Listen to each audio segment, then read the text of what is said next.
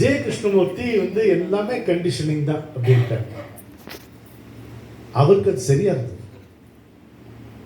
அவர் அவர் அவர் ஞானி, அவர் தன்னை அறிந்தவர். அதெல்லாம் இந்த விதமான மாற்று கருத்து நமக்கு வேண்டியதில்லை.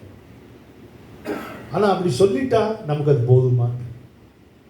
எல்லா தாட்டுமே கண்டிஷனிங் தான், யூ ஆர் கண்டிஷன்டு தான் அர்த்தம் அப்படின்னு அது போதுமா? நமக்கு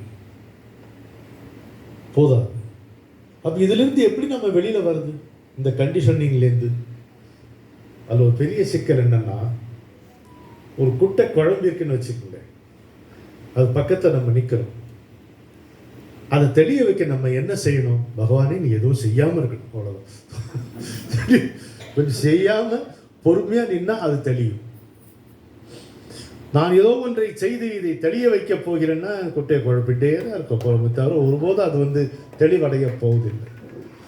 அது மாதிரி இந்த கண்டிஷனிங், இந்த நிர்பந்தங்களிலிருந்து விடுதலை பெற வேண்டும் என்று எந்த முயற்சி எடுத்தாலும் அது மேலும் மேலும் கண்டிஷனிங்ல நம்மளை ஆழ்த்தி விடும். அப்ப என்னதான் வழி? அதுதான் ஒரே ஒரு வார்த்தை தான், always remember that you are always condition. எப்போதும் அந்த உணர்வு இருந்ததுன்னா அவ்வளவுதான். நம்ம டே வி ஆர் கண்டிஷன் போது அப்ப நம்ம அனாவசியமா கோபம் வராது.